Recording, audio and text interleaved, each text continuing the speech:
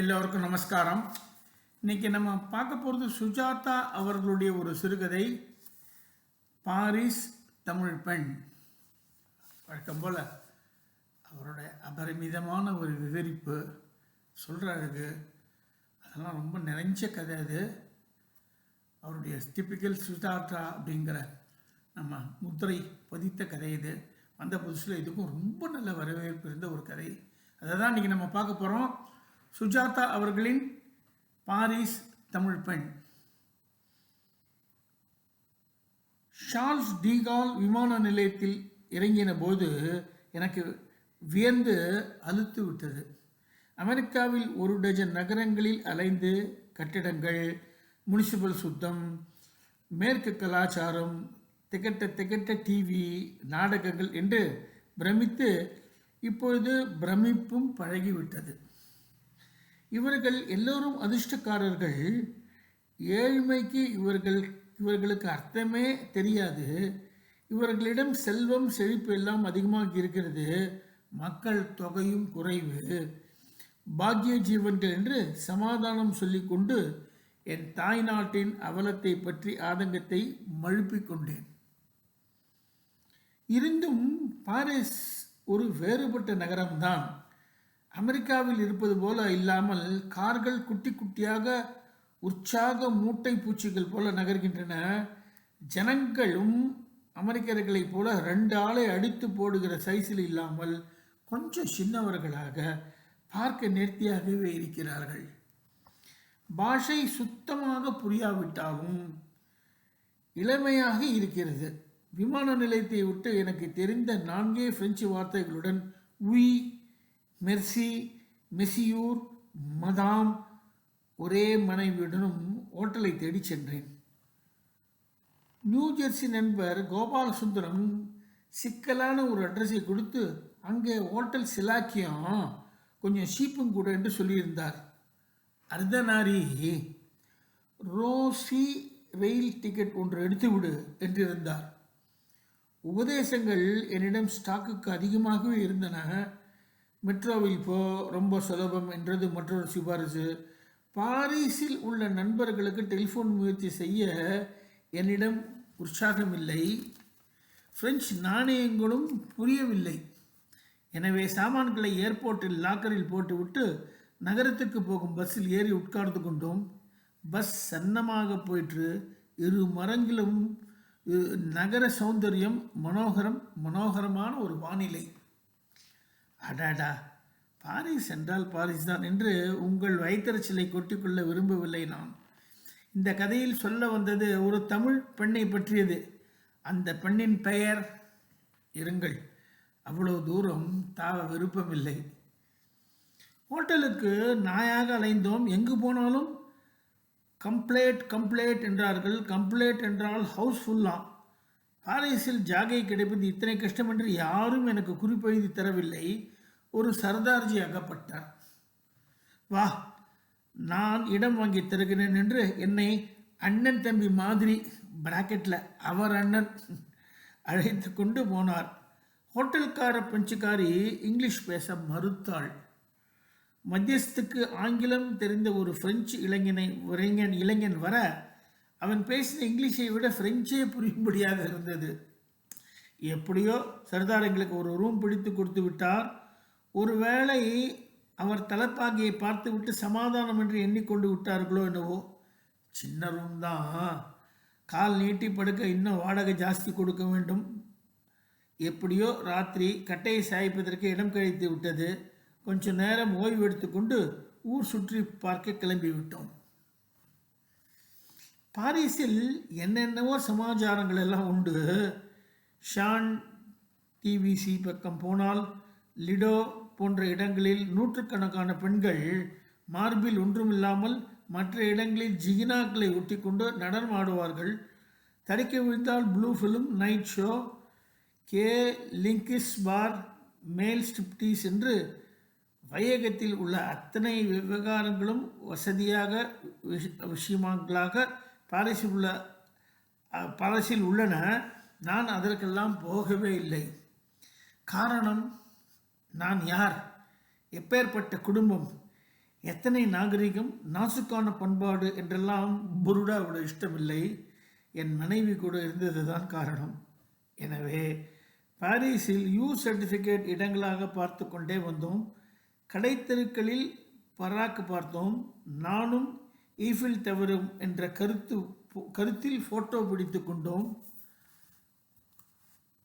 நாத்தர்தாம்ஸ் போய் 11ஆம் நூற்றாண்டு வண்ண கண்ணாடி ஜன்னல்களை பார்த்து வேந்தோம். அவ்வப்போது துகஃபே என்ற காஃபி சாப்பிட்டு கொண்டு பசியை அதட்டி கொண்டோம். லூவர் மியூசியம் போய் மோனோலிசாவை தரிசித்தோம்.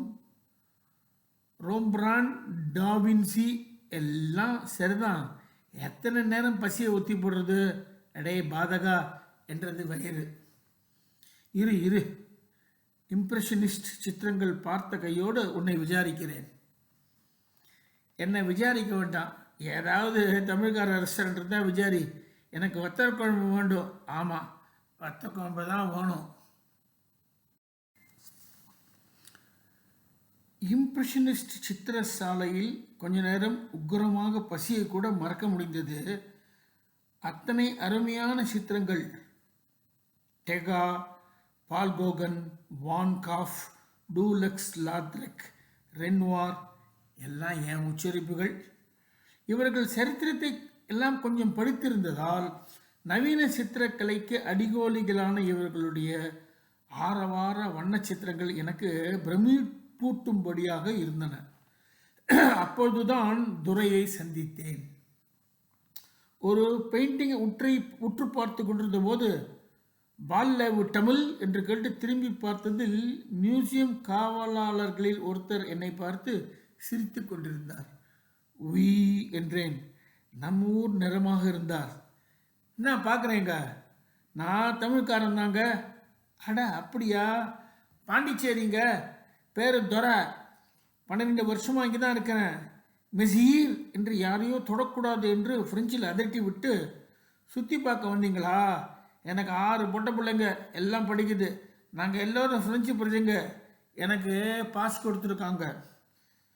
இந்த பாருங்க, நாங்கள்லாம் கவர்மெண்ட் ஆசாமிங்க. எனக்கு டியூட்டி 3:30 வரைக்கும் தான், போய்க்கினே இருக்கிறேன். நல்லதுங்க உங்களை செஞ்சுட்டது. எனக்கு மெட்ரோவில் அரை டிக்கெட் தான், அதாவது பாதி பணம் கொடுத்து போய்க்கினே இருப்பேன். இந்த கையமாக இருக்கான் பாருங்க, பொல்லாதவன், ஆனால் வேலையில் நான் ரொம்ப உஷாரு, பார்த்துக்கினே இருக்கணுமே. ஒவ்வொரு படமும் லட்சம் பெறும். யாராவது கேட்ட பார்த்தாங்கன்னா அலாரம் இருக்குது போலீஸ் ஸ்டேஷன் நாண்ட, உடனே மணி அடிக்கும். இன்னைக்கு மட்டும் ஃப்ரீ, பள்ளிக்கூட பிள்ளைங்களுக்கு வந்தால் ஃப்ரீ என்று 10 நிமிஷத்திற்குள் பெங்களூர் 271 பஸ்ஸில் போல விஷயங்களை திணித்தார். பாரிஸில் ரென்வாரின் ஸ்தம்பிக்க வைக்கும் நியூட் இன் சம்மர் டேலைட்டின் அருகில் ஒரு பிரெஞ்சு பிரஜையுடன் கொச்சை தமிழில் பேசுவதில் ஆச்சரியமும் சந்தோஷமும் ஏற்பட்டது. ஐயா, இந்த ஊரில் தமிழ்காரங்க ஹோட்டல் இருக்கா? ஏன் இல்லை? மெட்ரோவில் மெரிட்டிசி லைனில் ஷான் யாழ் அப்படின்னு ஸ்டேஷன் இருக்குது. அதில் இறங்கி வெளியே வந்து பீச்சங்காய் பக்கம் நடந்தீங்கன்னா ஷா கடைன்னு வரும். ஷான்னா குஜராத்தியா? இல்லை, தமிழ்காரங்க தான். காரைக்கால் மரைக்காயர், கொஞ்சம் சீனாக்காரர் மாதிரி மூஞ்சி இருக்கும். ரொம்ப நாளாக்குறான். துரைன்னு சொல்லுங்க, தெரிஞ்சுக்குவான். ஷான்னா ஃப்ரெஞ்சில் பூனைன்னு அர்த்தம். சாம்பார்லாம் போட்டு நம்மூர் சாப்பாடு கிடைக்கும். ரொம்ப தேங்க்ஸ். அவரை ஒரு ஃபோட்டோ எடுத்தபோது லூயி மன்னன் போல உட்கார்ந்து போஸ் கொடுத்தார். அவர் சொன்ன ஷான் யாழை மெட்ரோ மேப்பில் தேடு என்று தேடினேன். பிரெஞ்சு பாஷையில் அனாவசிய எழுத்துக்கள் நிறைய உள்ளன என்று ஞாபகப்படுத்தி கொண்டு அவர் சொல்வது செயின்ட் ஜார்ஜஸ் என்று எழுதியிருந்த ஒரு ஸ்டேஷன் தான் என்று கண்டுபிடித்து விட்டேன். பசி வழியில் புத்தி கூர்மை அதிகமாகி விடுறது பாருங்க. இந்த கதை பிரயாண கட்டுரை போல பாரிஸில் வத்த குழம்பு கலையிறது என்று தயவு செய்து எண்ணிக்கொள்ள வேண்டாம். நான் சந்தித்த பிரெஞ்சுக்காரரை பற்றி சொல்லுவதற்காகத்தான் உங்களை பசிவேளையில் அங்கே அழைத்து செல்கிறேன்.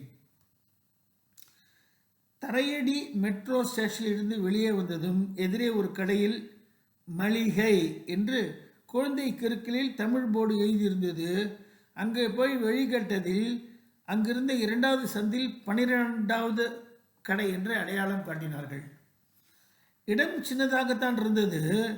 4 பேர் சாப்பிடுவதற்கு மேஜை தயாராக இருந்தது. சுவரில் முஸ்லிம் புண்ணிய ஸ்தலங்களின் படங்கள் இருந்தன. ரெஃப்ரிஜிரேட்டர் அருகில் திரை தடுக்கப்பட்டு அந்த பக்கம் கிச்சன் இருப்பதை மசாலா வாசனை அறிவித்தது. வயசான ஒருவர் சாப்பாட்டுக்காக காத்திருந்தார். உட்காருங்க, 7:30 மணிக்கு தான் சாப்பாடு போடுவாங்க என்றார். நான் டைப் அடித்த மெனு கார்டை சுவாரஸ்யமாக படித்து கொண்டு உட்கார அதற்காக காத்திருந்தவர் தன் சுயசரிதியை சொல்ல ஆரம்பித்து விட்டார். லியானில் அவர் கடை வைத்திருப்பதாகவும் அங்கே ஊதுபத்தி பெருங்காயம் போன்றவற்றை எடுத்து போய் வியாபாரம் பண்ணுவதாகவும் சொன்னார். கொஞ்ச நேரத்தில் திரையை விலக்கி கொண்டு 2 தமிழ் சிறுவர்கள் வந்தார்கள். ஒருவருக்கொருவர் பிரெஞ்சில் பேசிக்கொண்டார்கள். எங்களுடன் ஒரு மாதிரியான தமிழில் பேசினார்கள். அப்பொழுதுதான் அந்த பிரெஞ்சுக்காரர் உள்ளே வந்தார். இந்த பையன்களை ஏதோ தயாராகி இருக்கிறதா என்று கேட்க அவர்கள் கொஞ்ச நேரம் காத்திருக்க சொல்லி எங்களுக்கு எதிரே வந்து உட்கார்ந்தார். இவரை பார்த்தா கட்ட குட்டையான ஆசாமி, உருண்டையான முகம், அப்போதுதான் வாங்கி பொருத்தி கொண்டது போல குறுந்தாடி, மரகத பச்சையில் கண்கள், காதி நுனியும் மூக்கு நுனியும் மட்டும் பிரத்யோக சிவப்பு. ஒரு கைக்குட்டைய எடுத்து அந்த மூக்கை ஒரு திருகி கொண்டு என்னை பார்த்து சிரித்தார். என் மனைவியை பார்த்தும் சிரித்தார். ஆர் யூ ஃப்ரம் இந்தியா என்று ஆங்கிலத்தில் சற்றுதான் பிரெஞ்சு பாதிப்பு இருந்தது. ஆமாம். இந்தியாவில் எந்த பகுதி? பெங்களூர். பெங்களூர் நல்ல நகரம் என்று கேள்விப்பட்டிருக்கிறேன். பேசுவது என்ன மொழி? தமிழ். தமிழ்நாட்டை சேர்ந்தவங்களா? ஆமாம். எந்த ஊர்? திருச்சி. திருச்சி? அது வில்லுப்புரத்துலேருந்து எவ்வளோ தூரம்? சுமார் 100 மைல். விழுப்புரம் தெரியுமா உங்களுக்கு? நான் வந்திருந்த போது விழுப்புரத்தில் தான் இருந்தேன். அப்படியா? இவனை பார்த்தா நம்ம வீரராக மாமா ஞாபகம் வரல? பேசாமல் இரு, எங்கேயாவது தமிழ் தெரிஞ்சிருக்க போகுது. பார்சல் தயாராகி விட பிரெஞ்சுக்காரர் என்னை பார்த்து புன்னகை செய்து, உங்களுக்கு ஒரு தமிழ் பெண்ணை சந்திக்க விருப்பமா என்றார். நான் என் மனைவியை பார்த்தேன். போய் தான் பார்க்கலாமே என்றாள். நாங்கள் இன்னும் சாப்பிடவில்லையே என்றேன். காத்திருக்கிறேன். இப்போது அவளுக்காகத்தான் கொஞ்சம் உணவு வாங்கி செல்கிறேன். அவளுக்கு இன்னும் இந்த ஊர் சாப்பாடு பழகவில்லை. உங்கள் வீடு எங்கே இருக்கிறது? கொஞ்சம் தூரம்தான், கார் இருக்கிறது, கவலைப்படாதீர்கள். உங்களை எங்கே விருப்பமோ அங்கே ராத்திரி கொண்டு விட்டு விடுகிறேன். உங்கள் மனைவியை பார்த்தால் அவள் ரொம்ப சந்தோஷப்படுவாள். தமிழ்காரியை கல்யாணம் பண்ணிக்கிட்டான் போல இருக்குது. எங்கள் சாப்பாடு வந்தது. வத்த குழம்பெல்லாம் கிடையாது. மஞ்சளாக வெஜிடபிள் ரைஸ், சப்பாத்தி, அப்பளம், தயிர் இவைதான் கிடைத்தன. சாப்பிட்டு விட்டு காசு கொடுத்து விட்டு போகலாமா என்ற அவரை பார்த்தபோது மறுபடியும் புன்னகை பூர்த்தார். வாசலில் செங்கல் நிறத்தில் சின்னதாக ஒரு ரெனால்ட் கார் வைத்திருந்தார். அதில் எங்களை பொருத்தி கொண்டதும் பெல்ட்டை போட்டுக்கொண்டு திடுதிப்பென்று புறப்பட்டார். எனக்கு கொஞ்சம் அச்சமாக கூட இருந்தது. முன்பின் தெரியாதவன் காரில் போய் உட்கார்ந்து கொண்டோ விட்டோமே என்று. திடீரென்று கத்தியை காட்டி வை காசை என்றால் என்ன செய்வது என்றெல்லாம் யோசனை வந்தது. ஆனால் ஆளை பார்த்தால் சாதுவாகத்தான் இருந்தார். புன்னகையை கழற்றவே இல்லை. வெளியே டிராஃபிக்கில் கவனமாக இருந்தாலும் பேசிக்கொண்டே வந்தார். பாரிஸ் பிடித்திருக்கிறதா? ரொம்ப என்றேன். லெஃப்ட் பாங்க், மாமார் எல்லாம் போனீங்களா? இல்லை, இன்னைக்கு தான் வந்தோம். கொஞ்சம் இடங்களை சுற்றி பார்த்தோம். பாரிஸில் எல்லாருக்கும் எல்லாம் இருக்கிறது. பெரும்பாலான இடங்களில் இரவு 1 மணிக்கு கூட தனியாக போகலாம். பாரிஸில் சரித்திரம் இருக்கிறது, நவீனம் இருக்கிறது. எனக்கு ஊருக்கு வெளியே ஒரு பெரிய வீடு இருக்கிறது. ஆனால் பாரிஸில் கம்பார்ட்மெண்ட்டை விட்டு நாம் போவதே இல்லை. பாரிஸ் அவ்வளோ பழகிவிட்டது. வசீகரமான இடம்தான். சற்று தூரம் நகர ஒளியில் பிரயாணம் செய்துவிட்டு ஒரு சந்தில் திரும்பி மறுபடியும் திரும்பி வாசலில் நிறுத்தினார். வாருங்கள் என்று கதவை திறந்து அழைத்தார். பழங்காலத்து வீடு அப்பார்ட்மெண்ட்டுகளாக பிரித்து விடப்பட்டிருந்தது. இந்த மாதிரி கட்டிடங்களை பாரிஸில் நிறைய பார்க்க முடியும் என்று மூன்று அல்லது நான்கு மாடி இருக்கும். கூரை பச்சையாகவும் சரிவாகவும் இருக்கும். தலைக்கு மேல் நூற்றுக்கணக்கான டெலிவிஷன் ஆண்டனாக்கள் இருக்கும். லிஃப்ட் ஒரு மாதிரி திறந்த மேனையாக கொஞ்சம் பயமாகவே இருந்தது. அவர் மேல் மாடியில் இருந்தார். சாவி போட்டு கதவை திறந்தார். உள்ளே கேட்பாரற்ற டெலிவிஷன் சலனித்து கொண்டிருந்தது. அதை அணைத்து விட்டு அறை வெளிச்சத்தில் பிரகாசப்படுத்தி உட்காருங்கள் என்றார். உடனே போய் எட்டி பார்த்து தூங்குகிறாள், எழுப்பட்டமா என்றாள். பரவாயில்லை. கடிகாரத்தை பார்த்து கொஞ்ச நேரம் கழிச்சு எழுப்புறேன். என்ன சாப்பிட்றேங்க? ஷாம்பைன் இல்லை ஸ்காட்ச்? எனக்கு ஒன்றும் வேண்டாம், குடிக்க தண்ணீர் கொடுங்க போகிறோம். தண்ணீரா என்று ஆச்சரியத்தோடு கேட்டுவிட்டு, பாரிஸில் அதிகமாக தண்ணீர் சாப்பிட மாட்டார்கள், கொஞ்சம் ஒயின் அருந்துங்கள் என்றார். பரவாயில்லை, சாப்பிடுங்கள் என்றார். என் மனைவி எனக்கு சாஃப்ட் ட்ரிங்க் ஏதாவது கொடுங்கள் என்றார். எனக்கு ஷாம்பைன், தனக்கு ஒரு ஸ்காட்ச், அவளுக்கு ஒரு கோக் என்று எடுத்துக்கொண்டு வந்து எங்கள் எதிரே உட்கார்ந்தார். நான் தமிழ்நாட்டில் அதிக நாட்கள் இல்லை, 10-15 தினங்கள் தான் தங்க முடிந்தது. இவளை அழைத்து வருவதற்காக வந்திருந்தேன். காகிதங்கள் தஸ்தாவேஜுகள் தயாரிப்பதிலேயே பெரும்பாலும் சமயமாகிவிட்டது. அதிகம் சுற்றி பார்க்க முடியவில்லை. விழுப்புரத்தில் எங்கே வந்தீர்கள்? ஏற்பாடு செய்தவர்கள் அங்கேதான் இவளை முதலில் பார்த்தேன். தமிழ்தான் பேசிக்கொண்டிருக்கிறாள். இன்னும் ஊர் சூழ்நிலை இன்னும் பழகவில்லை. உங்களை பார்த்தால் கொஞ்சம் அவளுக்கு ஆறுதலாக இருக்கும் என்று தோன்றுகிறது. தூங்குகிறாள். பரவாயில்ல, மற்றொரு நாள் பார்க்கலாமே. இருங்க, இவ்வளோ தூரம் வந்திருக்கிறீர்கள், பார்க்காமல் போவதா என்று மறுபடியும் இந்த அறைக்குள்ளே சென்று பார்த்தார். என் மனைவி என்னை பார்த்து, லவ் மேரேஜாக இருக்கும், இங்கே வந்ததும் அந்த பொண்ணுக்கு ரொம்ப வீட்டு ஞாபகம் வந்திருக்கும், தனியாக இருக்கிற மாதிரி ஃபீல் பண்ணியிருக்காங்க, நம்ம கூட பேசினா கொஞ்சம். அவர் மறுபடியும் வந்தார். இன்னும் தூங்கி கொண்டு தான் இருக்கிறாள். எழுப்ப வேண்டாம், மற்றொரு சமயம் பார்த்து கொள்ளலாம். காப்பி சாப்பிடுகிறீர்களா? வேண்டாம், ராத்திரி தூக்கம் வராது. இருங்கள், சற்று நேரம் பேசலாமே. அத்தனை அவசரமா? இல்லை. பாரிஸில் என்ன வாங்கினீர்கள்?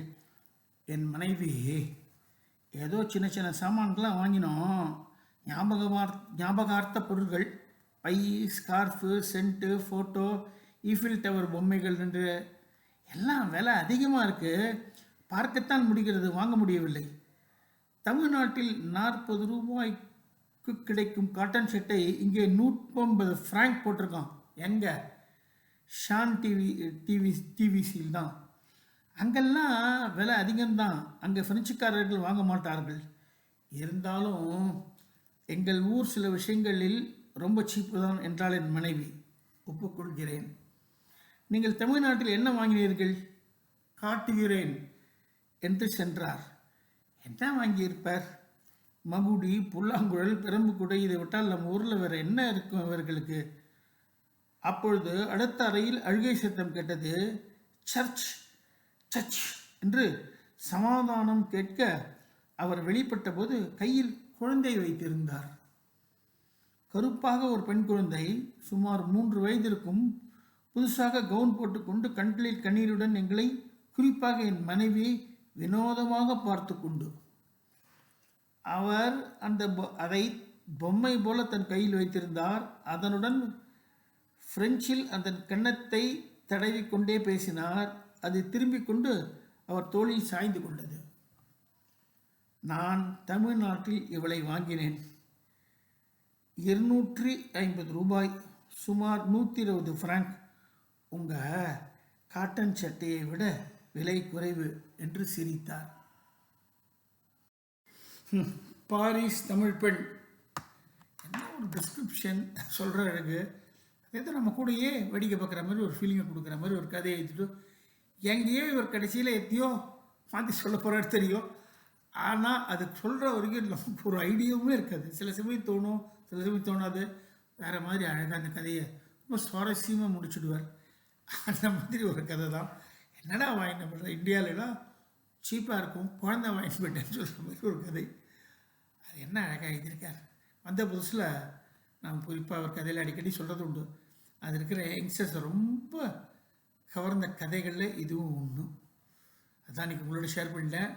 வழக்கம் போல் இதை நீங்களும் நன்னா ரசித்து கேட்பேன் நம்புகிறேன். நன்றி, வணக்கம்.